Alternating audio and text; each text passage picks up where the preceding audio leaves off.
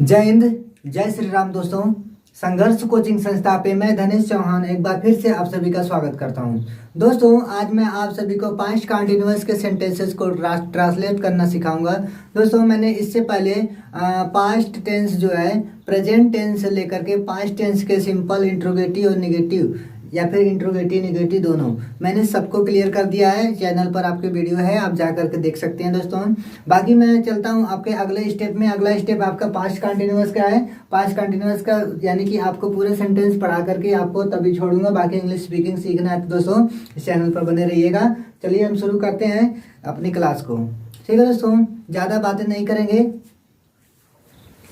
आज का हमारा क्लास पास्ट कंटिन्यूअस टेंस पर आधारित है।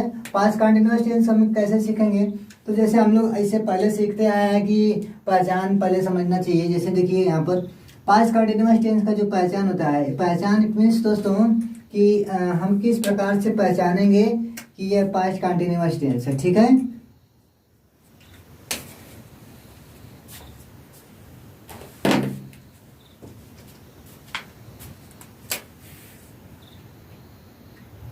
पास्ट कंटिन्यूअस टेंस की पहचान बताएंगे आपको।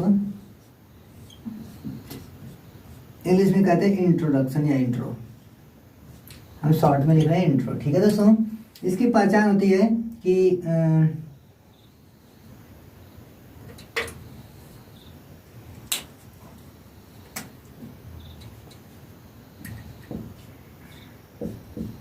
इस टेंस के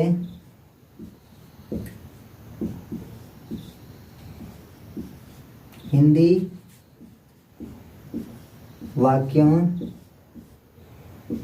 के अंत में, इस टेंस के हिंदी वाक्यों के अंत में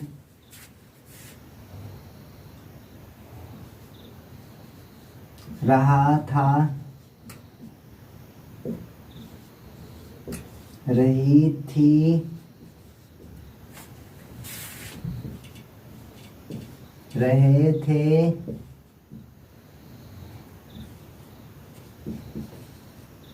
आदि शब्द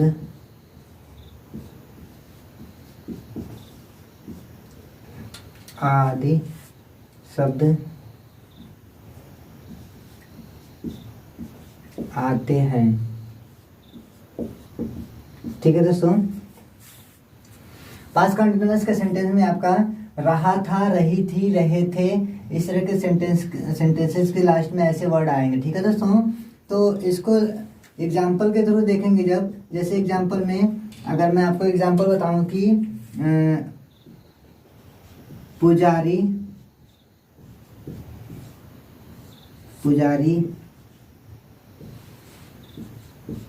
फूल तोड़ रहा था। पुजारी फूल तोड़ रहा था। देखिए इसके लास्ट में दोस्तों है, इसको हम पहचानने का तरीका ये कि इसमें रहा था, रही थी, रहे थे आता है। पास्ट टेंस में था ता था, ती थी, ते थे। यहाँ पे अक्सर लोग क्या करते हैं, था थी थे देखने के बाद तुरंत वाज वेयर का प्रयोग कर लेते हैं। तो दोस्तों हम ध्यान देंगे, पास्ट टेंस का जो सिंपल टेंस होता है उसमें हमें पहचान आती है कि ता था, ती थी, ते थे। यानी कि पास्ट टेंस के सभी सेंटेंसेस में, past simple, past negative, past interrogative negative, सब में आपका ता था, ती थी, ते थे ही आता है। और गया मतलब और भी, जैसे या था, ही थी। तो फिलहाल हमें इसका सिमिलर जो मिल रहा है, सामान्यतः इसमें भी था थी थे है, पास्ट में भी था थी थे था। तो इसमें अंतर यह है कि इसमें रहा था, रही थी, रहे थे आदि शब्द हैं, लेकिन उसमें ता था, ती थी, ते थे ऐसे शब्द थे। हम इसी में कंफ्यूज में हो जाते हैं कि कौन सा पास्ट सिंपल है और कौन सा पास्ट कंटिन्यूअस है। और ध्यान न देते हुए पास्ट कंटिन्यूअस सेंटेंस रहता है तो वाज वेयर के साथ वर्ब में आईएनजी जोड़ लेते हैं, लेकिन पास्ट सिंपल टेंस रहता है उसमें भी अगर था दिख जाता है तो हम बिना सोचे समझे अचानक से ही, मतलब अचानक से क्या, अपनी जो बुद्धिमत्ता होती है हम तुरंत उसमें वाज वेयर का प्रयोग करके सेंटेंस को गलत लिख देते हैं। तो ध्यान देने वाली बात यह है कि हमको यहाँ पर रहा था, रही थी, रहे थे, तभी इसका रूल लगाएंगे। रूल इसका देखेंगे पहले। इसका नियम होता है दोस्तों, नियम इसका लगाएंगे।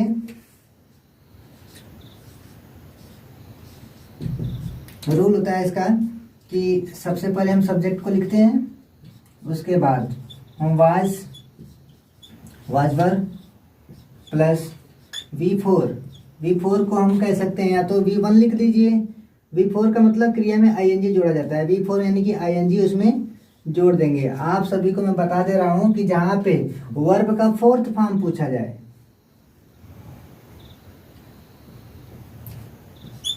जहां पे वर्ब का फोर्थ फॉर्म कहा जाए कि वर्ब का फोर्थ फॉर्म लगाइए, तो वहां पर हमें मतलब ये समझना चाहिए कि वर्ब का फर्स्ट फॉर्म रहेगा और उसमें ing जोड़ा जाएगा।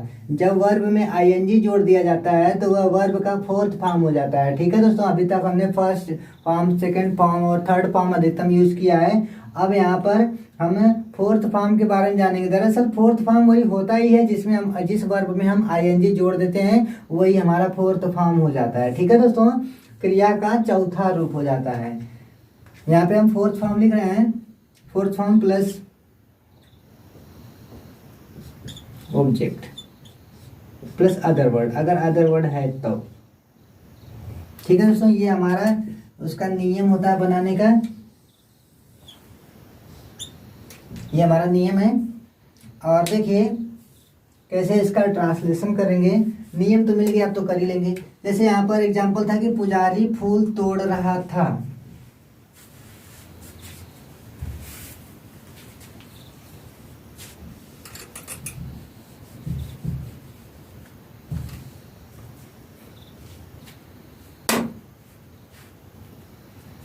जैसे पुजारी फूल तोड़ रहा था,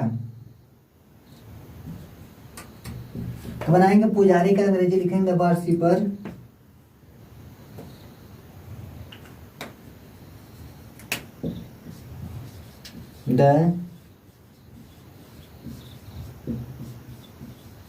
द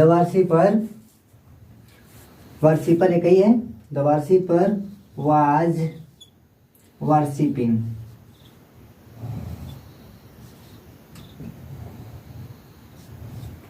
वैसे दोस्तों हम द वर्शिपर वाज वर्शिप लिखेंगे तब चलिए दोस्तों देखेंगे। The worshipper was worshipping, worshipping यानी कि इसमें ing जोड़ देंगे तो यही वर्ब का फोर्थ फॉर्म हो जाएगा। ठीक है दोस्तों, देखेंगे द वर्शिपर वाज वर्शिपिंग, ये हमारा ट्रांसलेट हो जाएगा द वर्शिपर वाज वर्शिपिंग। ठीक है, एक और एग्जांपल की मदद से समझेंगे। यहाँ पर एक और एग्जांपल हम लिख दे रहे हैं।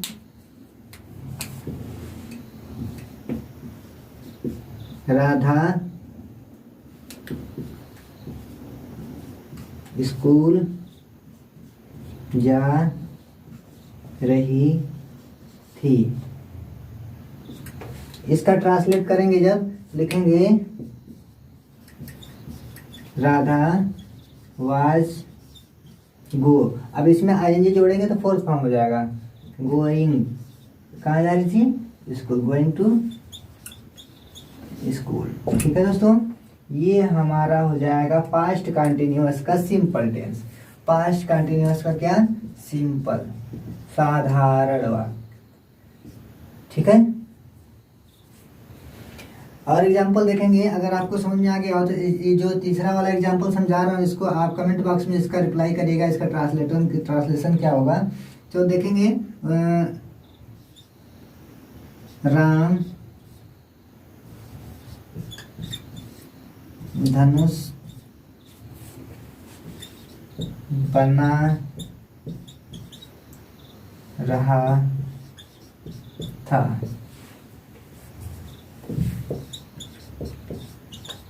सोहन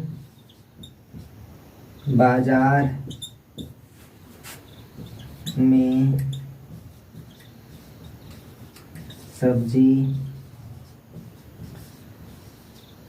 खरीद रहा था। ठीक है, तो दोस्तों इसको बताइएगा। राम धनुष बना रहा था, कमेंट बॉक्स में बताइए राम धनुष बना रहा था। सबसे पहले लिखेंगे राम, अब एक वचन है तो वाज लगाएंगे, ध्यान देंगे दोस्तों, सब्जेक्ट एक वचन रहेगा तो वाज का प्रयोग करेंगे, सब्जेक्ट बहुवचन रहेगा तो वर का प्रयोग करेंगे। ठीक है, राम वाज बनाना यानी कि make miss banana, Ram was make, अब इसमें आईएनजी जोड़ेंगे, making, Ram was making the क्या, धनुष। ठीक है, नेक्स्ट देखेंगे, सोहन बाजार में सब्जी खरीद रहा था। अगला वाला इसका बनाएंगे, सोहन बाजार में सब्जी खरीद रहा था, देखेंगे Sohan was buying vegetable in the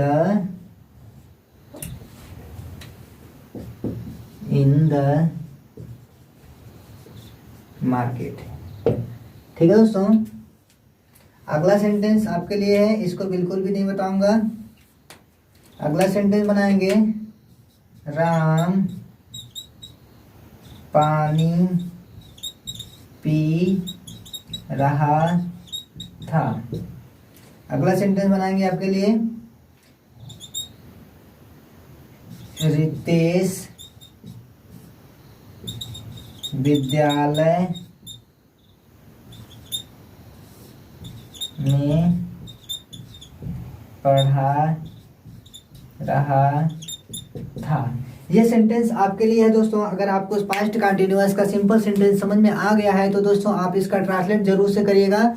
और दोस्तों बढ़ते हैं हम अपने अगले स्टेप की तरफ। अगला स्टेप हमारा होगा पास्ट कंटिन्यूअस का नेगेटिव सेंटेंस। ठीक है दोस्तों, पास्ट कंटिन्यूअस का नेगेटिव सेंटेंस रहेगा तो हम उसको किस प्रकार से ट्रांसलेट करेंगे हम अपने इस वीडियो में देखने वाले हैं। ठीक है दोस्तों,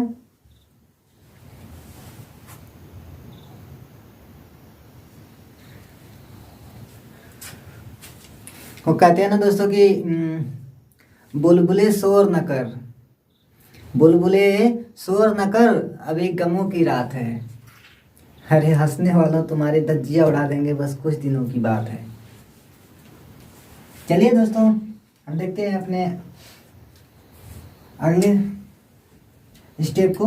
हमारा अगला स्टेप है दोस्तों पास्ट कंटिन्यूअस का नेगेटिव सेंटेंस। नेगेटिव सेंटेंस में हम पहले एग्जांपल के थ्रू समझेंगे। रूल तो आपके सामने लिखे दिए हैं। एग्जांपल हमारा रहेगा जैसे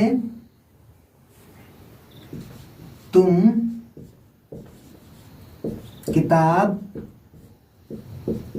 नहीं पढ़ रहे थे। तो इसका ट्रांसलेशन क्या होगा? ट्रांसलेशन अगर आपको आ रहा था कमेंट बॉक्स में जरूर बताइएगा। सबसे पहले हम लिखेंगे सब्जेक्ट, सब्जेक्ट हमारा यू है यहाँ पे। उसके बाद लिखना वाज वर, तो यहाँ पे यू के साथ हम वर लगाएंगे यूर। उसके बाद नॉट लगाना you are not, you are not reading, main verb का fourth form, you are not reading the book.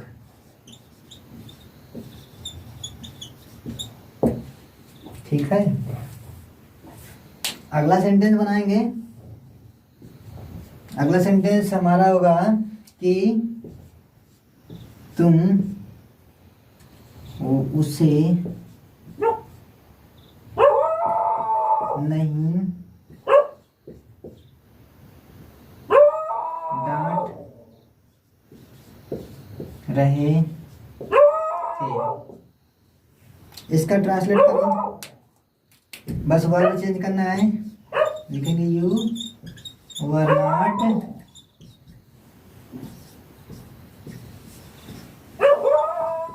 Scolding him. Him या आर दोनों में से कोई एक लगा सकते हैं। देखिए ठीक है दोस्तों, दोनों में से कोई एक लगाएंगे इसलिए कि यहाँ पे कह रहा है तुम उसे नहीं डांट रहे थे। अगर लड़का रहेगा तो हिम लगाएंगे, लड़की को कहेगा तो हर लगाएंगे। ठीक है दोस्तों, अगला सेंटेंस बनाएंगे हम।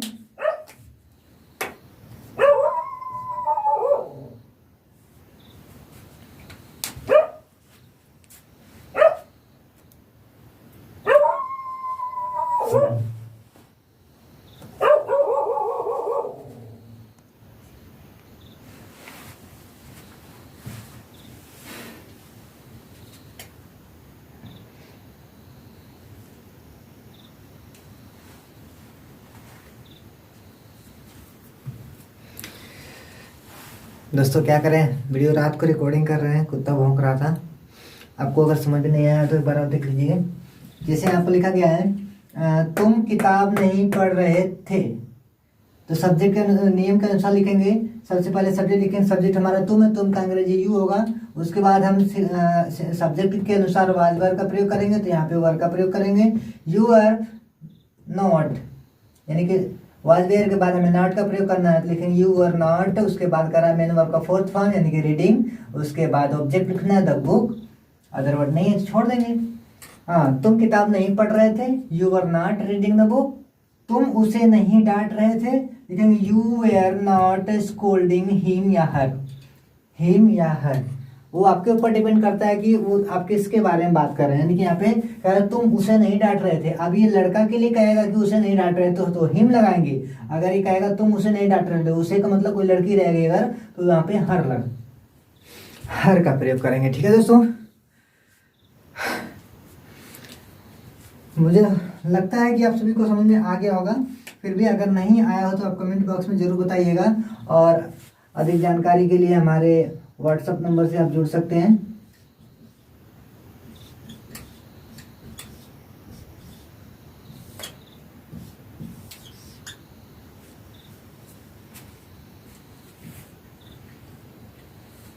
चलिए अगला एग्जांपल समझेंगे दोस्तों कि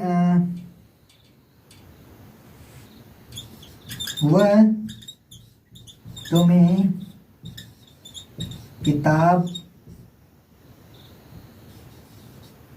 दे रहा था।